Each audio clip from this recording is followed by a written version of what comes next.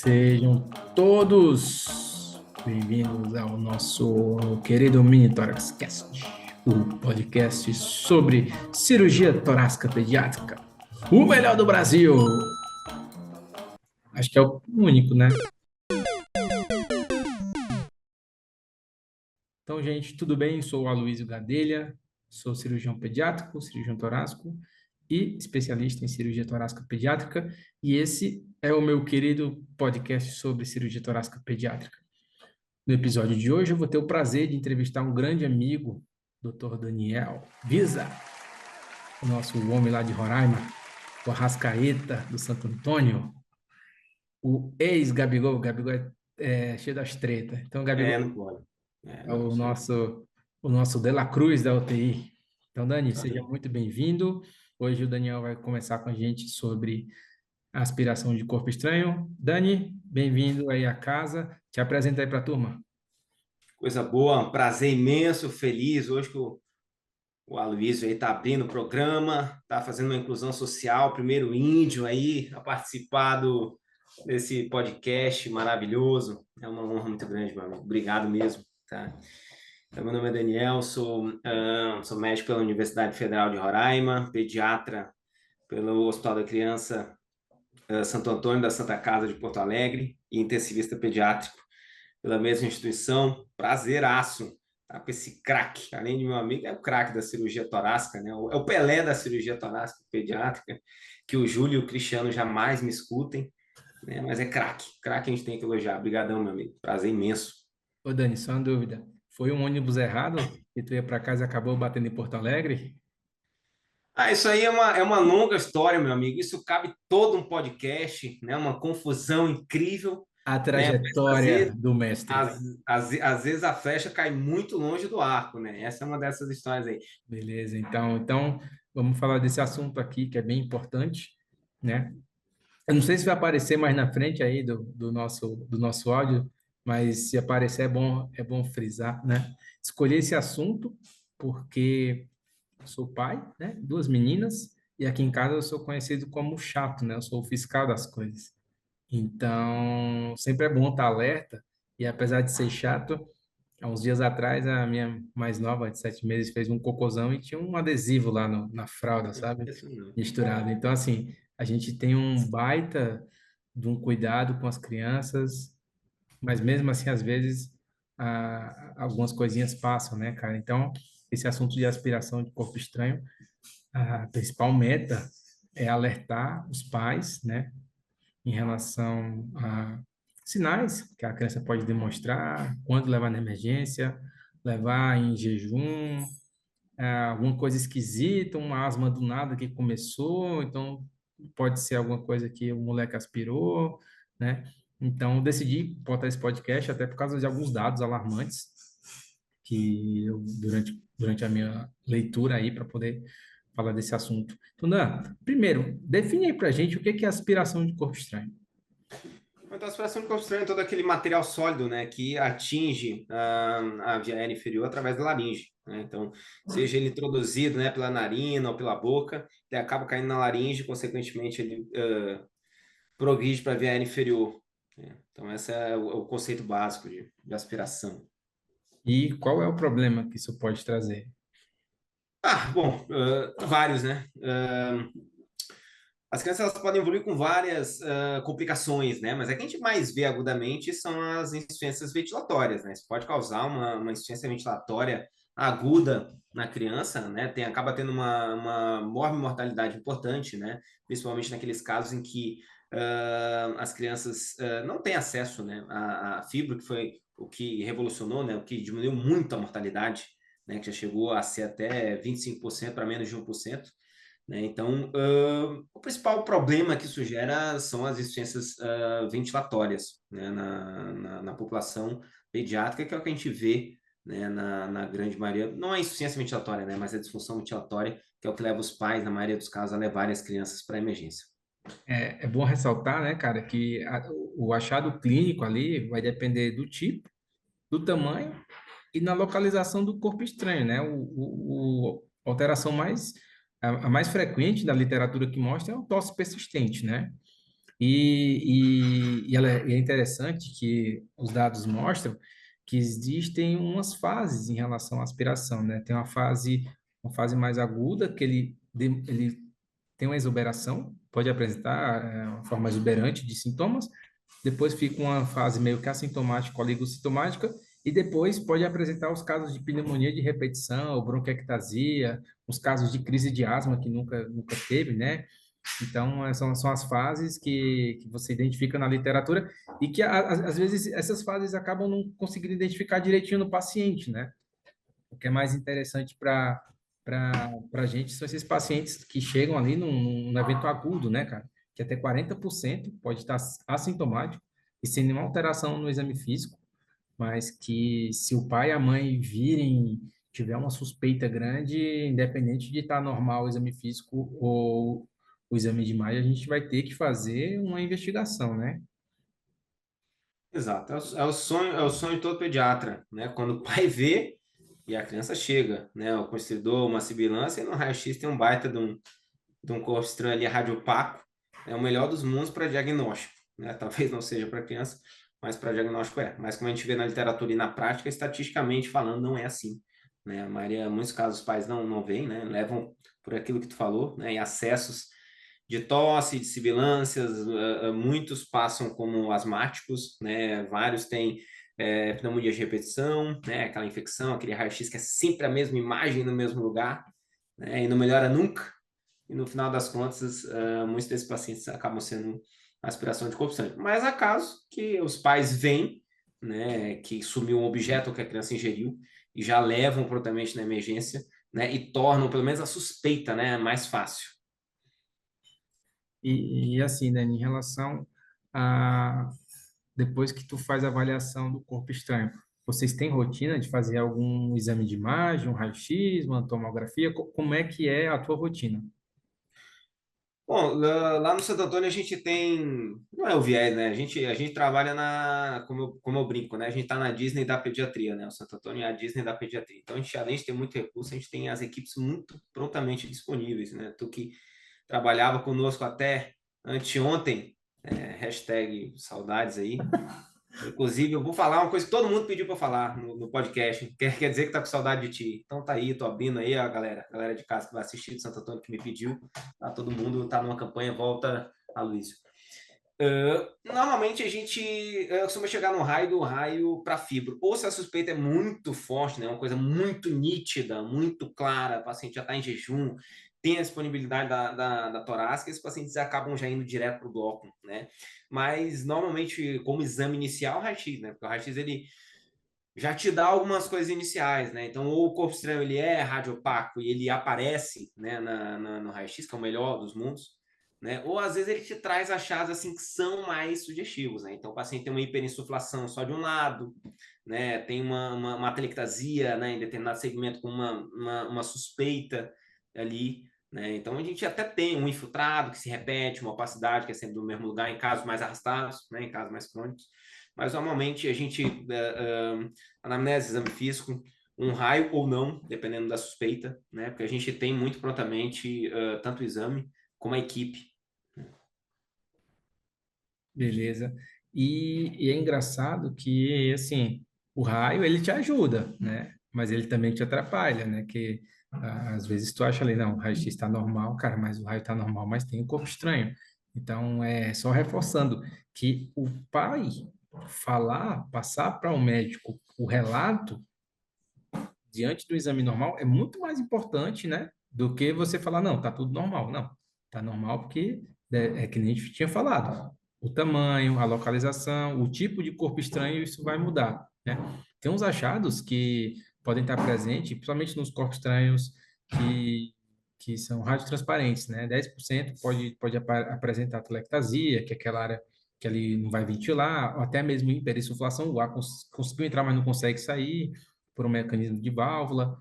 Pode fazer até pneumotórax, né, cara? Pneumomediastino, Tem enfisema mediastino. subcutâneo, abscesso pulmonar, pneumonias nos quadros mais complicados, né?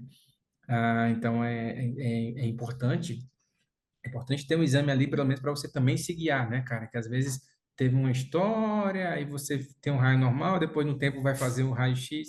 o moleque estava ainda com quadro de tosse mais arrastado, você identifica ali, levanta a suspeita, né? E em relação à tomografia, vocês têm alguma rotina, algum protocolo de tomografia? A tomografia acaba ficando para aqueles casos mais arrastados, né, para a elucidação diagnóstica, né? A imensa maioria dos nossos pacientes acaba fazendo, acaba chegando até o raio-x em termos de exame de imagem, né, e indo para fibro, ou indo direto para fibro, né? A gente tem essa disponibilidade. Mas em casos, né, eu lembro do exemplo, né, de um guri que acabou sendo diagnosticado como asmático, né, 5, 6 anos, asma, ia, usava bombinha profilática, não melhorava nunca, era verão, era inverno, o cara não melhorava nunca. Tinha sempre essa queixa, né, da tosse, da sibilância, etc e tal, pedia o raio não tinha nada demais, até que um dia ele internou, tinha uma hiperinsuflação de um lado só, né? A pneumologia, o Fischer deu uma olhada, achou estranho aquilo ali, suspeitou, não, vamos pedir uma tomo porque já tem mais tempo, né? Então acabou pedindo uma tomografia e viu que era um corpo estranho, né? Eu até não lembro se era um clipe, eu realmente não lembro o que era, né? Mas acabou evoluindo para uma fibro, né? Retirou ali o corpo estranho. Mas eu acho que a gente, no Santo Antônio, a gente acaba deixando mais para esses quadros mais arrastados, né? Onde existe essa dúvida maior, né? É, Pacientes estáveis, né? Claro. quando eu fiz a revisão na literatura a respeito do tema, né? O que eu achei foi que um serviço tentou colocar um protocolo de tomo de baixas doses, sabe? E aí eles dividiram em três grupos e de acordo com o checklist, e o grupo intermediário, que tinha uma resposta positiva para o checklist, acabava que iria para a tomografia de baixas doses. Eles conseguiram fazer de diminuir as broncos brancas, né? As broncos que eram negativas, de 37 para 18, 12, 18%, sabe? Só que eu acho que assim, cara, se você tem um serviço, né, que consegue de prontidão fazer isso, o paciente tem uma suspeita, na não suspeita já tem meio que a indicação, né? Então acho que dá para você guardar a tomografia mais para esses pensando nos quadros arrastados, sabe? Isso é a minha opinião. Como a gente tem Cristiano, Júlio e Aloísio, isso é fora de cogitação, né? A gente tem uma equipe galáctica.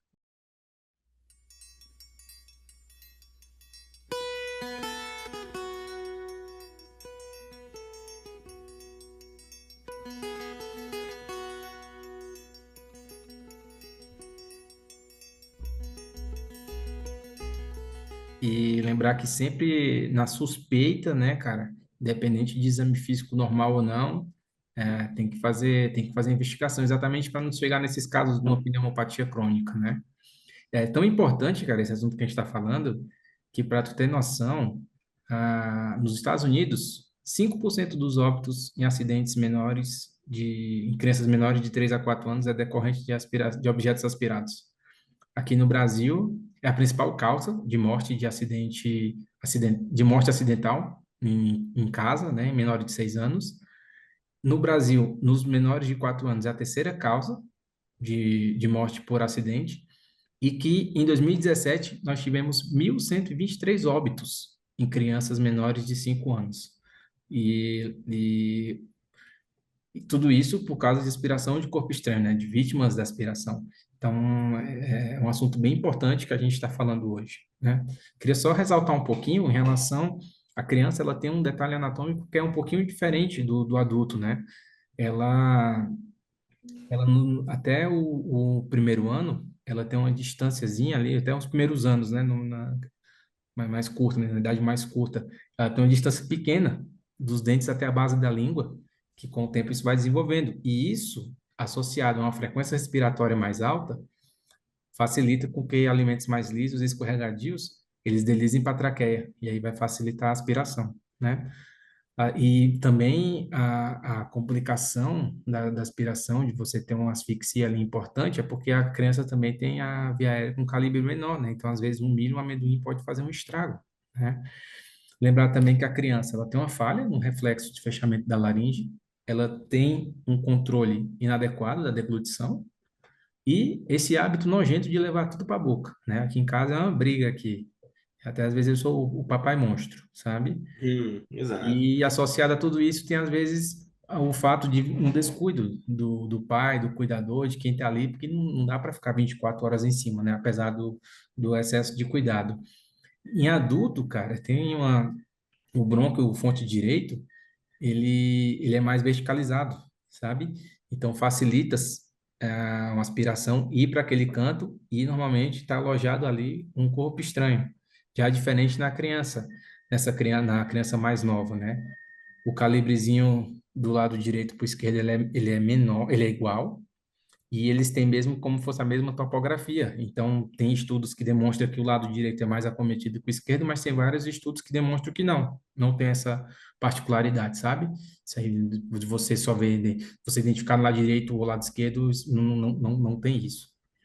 Isso nunca E chamou atenção, né? E tem eu vi muita casuística brasileira que é muito pau a pau, né? Mas quando a gente vai ler a literatura americana coloca mais para o lado direito, né? A Up-to-Date, a American Academy, etc e tal. Mas do que eu revisei, tá? Algumas casuísticas da USP e outros artigos aqui nacionais, tá? Eu vi uma incidência muito semelhante, tá? Dos dois é, lados ali. quanto Justamente porque não tem essa diferença, não tem por que ter uma diferença muito gritante, porque não tem uma diferença anatômica que nos adultos, né? isso, uma particularidade da criança é assim, quanto menor a probabilidade de ir para um lado e para o outro é meio que 50%, entendeu? Conforme vai Exato. crescendo, a probabilidade é maior, vai ser maior de ir para o lado direito. Agora, assim, de cabeça, tu tem alguma história muito bizarra, muito cabulosa que tu presenciou nesse teu tempo de emergência aí, de aspiração de amendoim, milho, carrinho, tarraxa, brinco? Cara, a fila só aumenta, né? Sei lá, botão, é muita A coisa. pior, né? Assim, adoraria dizer que é uma história legal, mas não é, né? Mas assim, a pior que eu já vi, sem dúvida, foi uma guria Valentina. Eu nem podia falar o nome, mas tem 1 milhão no mundo, então assim, tá seguro, né? Ainda mais em Um Porto dos nomes Alegre, né? mais escolhidos em 2023 no Brasil. Eu comecei sendo antiético, né? Mas a gente teve uma paciente na UTI, a Valentina, que ela acabou, não lembro a idade agora, tá? Mas era menor do que 2 anos, certamente, tá? Ela veio com um quadro agudo, assim, numa insuficiência respiratória, tá? Precisou ser entubada, inclusive, tá? Mas essa já tinha um relato da aspiração, ela acabou aspirando uma semente de bergamota, tá? E acabou evoluindo com uma aspiração maciça ali, o Júlio fez a fibro, né? Mostrou, inclusive, as imagens ali, né? Já tinha... Sabe Deus como isso acontece, né? Mas germinando, sabe quando já tá a semente já... Não sei exatamente o processo que acontece, tá? Mas a guria acabou fazendo uma pneumonite química absurda, né? Fez uma insuficiência ventilatória, acabou evoluindo para ECMO, né? Acabou precisando ficar vários dias em ECMO, né? A gente achou, inclusive, que ela fosse evoluir a óbito, né? Mas acabou ficando bem, né? Surpreendentemente, depois de algumas semanas de UTI, de muita droga vasativa, de tubação, de ECMO, acabou ficando bem, né? E era no final, e era uma coisa boba assim, tá? Porque eram pais assim, comendo bergamota, tá? E aí descascando enfim, né? E acho que oferecendo gruminho assim para guria chupar essas coisas assim. E ela acabou aspirando, e esse foi um quase óbvio, esse é um bem marcante, assim, todo mundo, a gente sempre lembra na UTI, porque a fibra era bem, o Júlio mostrou, era um negócio assim, bem catastrófico. E agora pedi, inclusive, licença para a Marcela da emergência para eu trazer isso aqui para o podcast. Há 3 semanas, mais ou menos, a filha dela, cara, menor de 2 anos, estava numa festa, tá, de crianças maiores. A Marcela foi no banheiro, se ausentou. Aí a guria foi brincar com amigas da irmã, que é mais velha, tá? E quando a Marcela voltou, tava com um pacote de pipoca na mão, a guria. E começou a tossir e sibilar. E tosse, e nunca teve broncoespasmo na vida. E nem tem histórico positivo. E aí tosse, tosse, tosse, tosse, tosse, sibila, sibila, sibila, sibila, né? Resumo da ópera. Marcela levou na emergência, fez uma fibra, porque claramente era uma aspiração. Até salsicha tinha salsicha na via aérea, né? Pedaço razoavelmente, né, considerável, e tinha Doguinho, pipoca. Hã? o doguinho. Exato, um doguinho ali, tá? Tinha a salsicha e pipoca dos dois lados, né? Pô, Então, e- e foi, cara, foi um milésimo de segundo que a, é, que a Marcela descuidou, é né? o E que eu te pediatra, falei. né? A sorte também que pediatra, né? Assim, das boas, né? descuidou, a guria É o que a gente cometeu um falou crime no ali, né? começo, né, cara? É um piscar de olho, quando você vê, aconteceu lá, o salsicha na via aérea, pipoca Mas a gente já teve muito, a gente já no teve principal. clipe, feijão, amendoim, Lego. Acho que Lego também. Lego é uma coisa que a galera gosta muito, né? De botar para dentro. É Ô, impressionante. Dani, e agora que a gente tocou nesse assunto, tem uma orientação da Sociedade Brasileira de Pediatria em relação à alimentação? Quando dá milho, quando dá amendoim, quando dá Lego, quando dá botão, quando dá... Tem alguma orientação assim que o que que vocês costumam falar para os pais? Até é importante Tem. a gente falar isso, porque às Os- vezes o pessoal quer adicionar na rotina da criança as coisas da casa, né? E ela não está ainda. Tem essas alterações assim anatômicas e fisiológicas dela que às vezes não está preparado para aguentar uma pipoquinha, né? Exato, exato. Então, assim, algumas, tá? Até separei aqui, tá? Separei uma cola aqui, algumas coisas que a sociedade brasileira recomenda, tá? Com relação a isso aí. Os brinquedos, a maioria das vezes, é aquela coisa que a gente ignora, né? Que é a questão da faixa etária que é inclusive colocada, né? Nas caixas, né? Então, assim, crianças pequenas, elas de maneira alguma devem ter acessos a brinquedos destinados a crianças maiores, né? Então, não dá para uma criança, por exemplo, de 2, 3 anos, ter um Lego com 1.500 peças, aquelas peças pequenas que podem facilmente, né? Vai dar merda. Exato, obstruir a via aérea, O né? Capitão Então, com Nascimento relação ao já brinquedo, falava isso, né?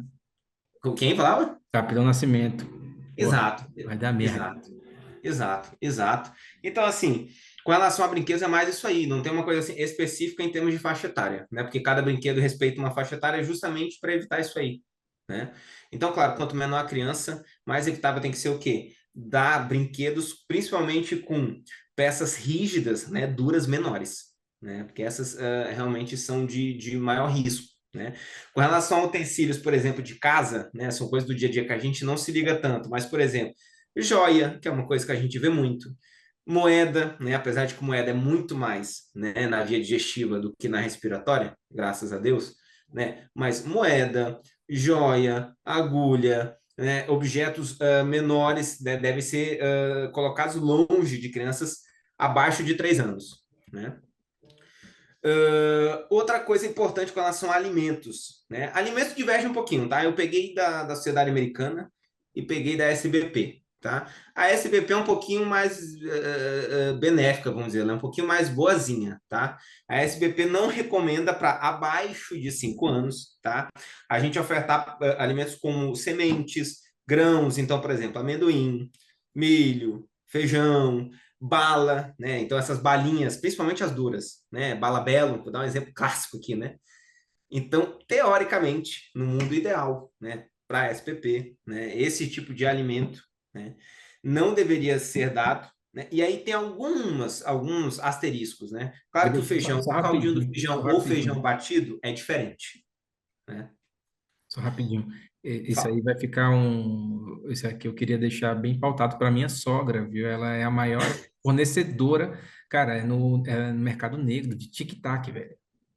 Ou, não, olha, tic-tac a gente já pegou, Ah, hein? é. Tic-tac é um campeão. O A tic-tac véia é com certeza está desgraçada, no cara. top A 10. véia é horrível.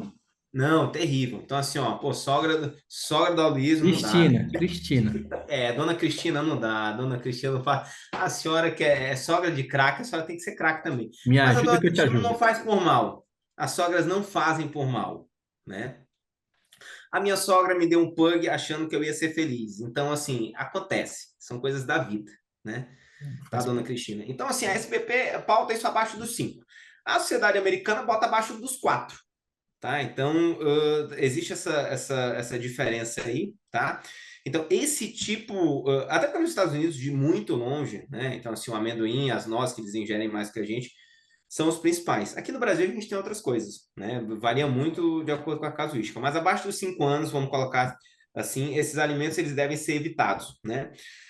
E mesmo abaixo dessa idade, né? Os alimentos que a gente dá em geral, que são permitidos, eles devem ser o quê? Cortados, partidos, triturados, a gente tem que lembrar que a principal faixa etária é entre 1 e 3 anos, por quê? Porque acima de 1 ano a galera já anda, a galera já é danada, né? A galera já corre, bom, sabe melhor do que eu, né? A galera já anda, já corre, né? O desenvolvimento dos molares ainda é ruim, ou seja, a gente ainda tem a criança tem pouquíssima capacidade de 2 anos de triturar alimentos, né? Então, isso aí também é um fator de risco para aspiração de corrupção. Então, nessa faixa etária, mesmo os alimentos que podem ser oferecidos, eles têm que ser bem triturados. E, claro, sempre, né? Acho que uma das coisas mais importantes é sempre que a criança comer, nessa faixa etária, ser supervisionada por adultos, né? Então, assim, por quê? Evitar que a criança esteja assistindo TV, que chore, que dê risada, que esteja correndo. Tem criança que adora criança brincando, correndo. Isso aumenta muito o risco, né, de aspiração. Bom, o guri, 11 anos jogando bola, engoliu uma tarraxa, né? Então não precisa dizer nada, né? Então, isso é o principal, né? Ensinar desde cedo das crianças as coisas que não podem ser colocadas à boca. Teve um caso que eu lembrei agora, cara, que foi engraçado, que o pai, por excesso de cuidado, estava na piscina com as duas filhas, a pequena e a grandona. Por excesso de cuidado, ele pegou a boia, tirou aquele pitozinho da boia, que quando você aperta, Sim. sabe? Tirou Uhum. da boia para a pequena não botar na boca e deu para mais velha. Toma, mais velha, pega para ti. A mais velha pegou o pito, ao invés de botar fora, ela botou na boca e deu um mergulho, cara. Meu Ela Deus do deu um céu. mergulho, engoliu aquele negócio. E aí, quando a guria levantou, na hora que ela foi respirar, aí ficou... Então ela foi pra emergência piando, entendeu? Sim. E é isso, às vezes uma bobeira, um descuido, né? Criança, né? Qual a ideia que tem? Eu vou botar um pito na boca aqui, vou dar um mergulho, né? Que eu tirei, a última que eu tirei lá no Santo Antônio, queria até falar da equipe lá, que é uma equipe muito boa da cirurgia torácica, o doutor Cristiano, o doutor Júlio, mais conhecido como os inimigos do lar, dupla que não dorme, os caras. Impressionante. Aprendi muita Impressionante. coisa com eles. A última que a gente tirou foi um brinco, cara. A criança de... Criança não, 12 anos, grandona lá, maior do que eu. Não é muito difícil, né? Mas 12 anos, cara. Gigante a menina. Tava deitada, botou o brinco, tirou o brinco, botou o brinco na boca e engoliu. Aí foi lá o pai tirar. Deu trabalho, mas deu certo. Aí, Dani, falando agora, antes da gente entrar na parte da remoção, só um caso que foi o caso para mim foi o mais interessante de todos, que foi de uma criança que tinha história de pneumonia de repetição, tinha feito várias tomografias e sempre mostrava um corpo estranho, sempre mostrava um corpo estranho, sempre mostrava um corpo estranho. A grandona, a menina, pediram uma bronco, a gente foi. Então, nessa época eu brinquei com ela, que era a época de São João, eu acho. Foi um milho, né? São João, tá, brincando. Ela falou, ó, doutor Luiz, não foi nada, eu não fiz nada. Eu, beleza. Ficou naquela, né? Foi um milho, não foi? Tal, foi pra bronco. Chegou na bronco, cara. Tinha um negócio duro, sabe? Aí eu olhei assim, ganhei dela, que eu tinha apostado com ela, ganhei um milho. Aí foi difícil para tirar, cara. A gente teve que usar uma alternativa de um tratamento, que eu vou falar um pouco mais na frente, e acabou que tirou. Tirou, sangrou, tal, mas ficou bem, sabe? E era um negócio duro. Aí o doutor Júlio falou assim, cara, isso aqui tá esquisito. Vamos mandar para biópsia. Mandamos para biópsia. Cara, essa menina voltou no ambulatório, suspeita de aspiração do corpo estranho. Quando foi ver, velho, era um câncer.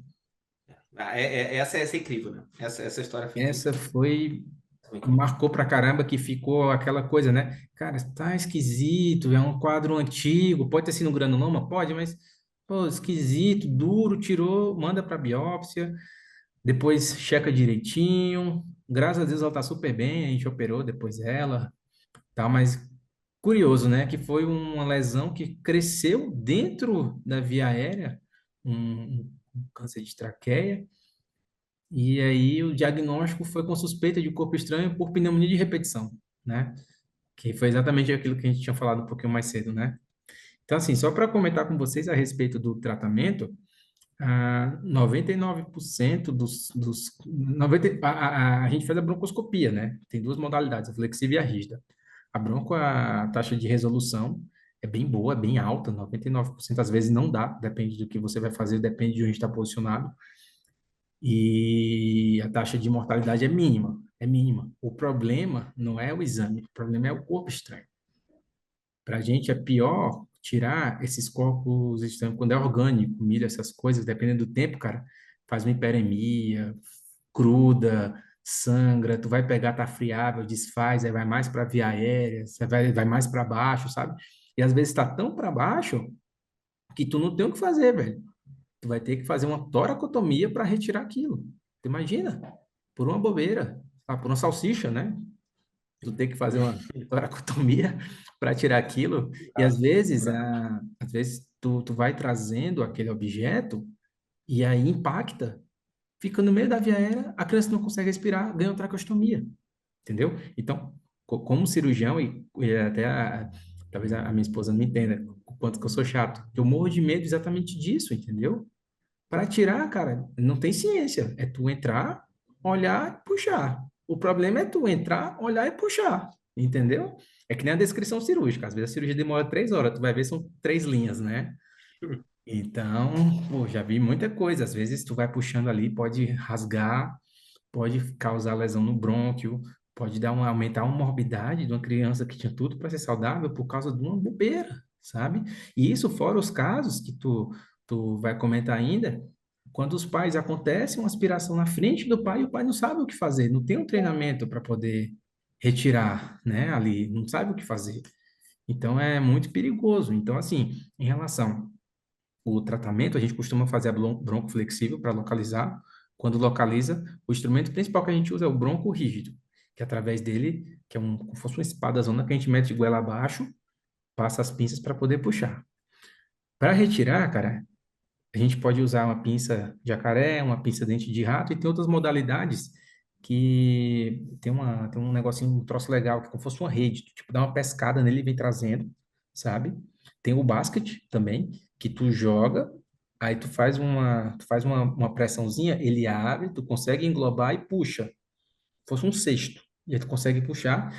E tem uma modalidade muito interessante que eu tava pesquisando, eu não conhecia, que era o uso de criosonda flexível. É um catéter que tu passa e ele vai conduzir gás nitroso. Isso aí vai congelar rapidamente a ponta dele, que vai estar em contato com o objeto. De preferência, para poder ter esse ponto de congelamento, é melhor que seja um corpo estranho orgânico, sabe? Então ele congela, gruda, e aí tu vem puxando tudo junto. E aí a taxa de uma taxa de acima de 90% que eles conseguem Mas na isso é uma literatura. realidade, isso é uma realidade nossa, Luísa. É Nossa, não. A, possível. a nossa, que a gente tem, é o uso das pinças, né? Tem a Uhum. basket também, que dá para utilizar, e também o catéter de Fogart. O Fogart é legal. O que que é o Fogart? É um catéterzinho que tu passa e tu consegue insuflar, então ele vira uma bolinha. Então, quando o Sim, objeto está muito distante, tu joga ele, passa do objeto, enche essa bolinha e tu traz ele mais para proximal, entendeu? E aí tu sim, consegue fazer a extração dele. perfeito.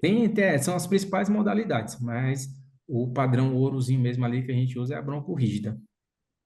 Dani, assim, para a gente dar uma finalizada nesse papo aqui, o que que tu pode deixar de orientado para os pais, assim, aquela mensagem com vou até quando fazer edição, botar uma música assim, sabe? Música, atenção, doutor Daniel. O que que tu pode deixar orientado Bem para sedutora até, eu achei até uma coisa sedutora. Top, coisa boa. Ah, não, assim, de orientação para os pais, né? Então, assim, cuidar as orientações que a gente deu, né? Que tipo de alimento dá, né? A criança tem que comer supervisionada, crianças menores têm que comer supervisionadas, né? Não pode estar rindo, não pode estar chorando. Hora de comida é hora de comida, né? É sentado à mesa com os pais, sob supervisão, não é para estar correndo, não é para estar brincando. A gente sabe que acidentes acontecem, né? Tentar evitar deixar esses objetos próximos, né? Se acontecer, né? Não sei se tem tempo, 2 minutos, rapidinho aqui um bate-volta. Se acontecer na suspeita, né, levar para o hospital. Né? Claro que tem recomendações, né? Tem recomendações da American Heart, mas vai ficar muito longo, né? Para 2 minutos vai ficar muito longo. Então, na suspeita, tem que levar no e em jejum, hospital, né? né? De Em preferência em jejum, jejum. sempre em jejum. Já comeu o que tinha que comer, que é o corpo estranho, né? Então, assim, na suspeita, tem que levar para o hospital para ser avaliado, né? Mas os cuidados principais são esses, né? Cuidar é uma caixinha de surpresa, né? Supervisionar a criança comendo e evitar deixar esse tipo de objeto próximo, né? Para que a gente reduza, né? A gente não vai zerar nunca, mas que a gente reduza a possibilidade, né? Eu Essas acho aventuras. interessante também, cara, deixar o alerta para os pais que não sabem as manobras de desobstrução, né? Primeiro, não estimular vômito, nem enfiar o dedo na goela do moleque, muito menos tentar fazer boca a boca ali, que pode até piorar, pode jogar mais para baixo, né? E também tem muito vídeo interessante, educativo, principalmente do pessoal dos bombeiros no YouTube, que dá para dar uma pesquisada legal para poder orientar. Ou então, assim, cara, na dúvida, pede para um profissional de saúde te ensinar, entendeu? Não tem nenhum problema. O problema é ter a dúvida, não ir atrás, né? E no dia que tá precisando lá, bateu o aperreio, e agora? Fudeu, velho. Fudeu, Exato, né? exato. E tem muito material disponível. Num próximo vídeo e no próximo podcast a gente pode falar sobre as manobras. É coisa relativamente simples, dá para leigo fazer também, tá? Inclusive é a orientação da América Rádio, um monte de lugar, né? Então fica a dica para os pais. Cara, eu queria te agradecer muito aí por ter disponibilizado esse tempo para esse bate-papo da gente, tá bom? Foi muito massa. É o primeiro episódio. Na melhor tá gravando com um parceirão aí do que tá gravando só. Muito obrigado. Continue acompanhando aqui o Mini Tórax Cash. Estamos sempre abertos a, a críticas, sugestões e segue a gente. E Dani, muito obrigado por tudo e até o próximo episódio. Valeu, um abraço, meu velho. Prazeraço participar. Tamo junto, até a próxima. Super beijo. Valeu.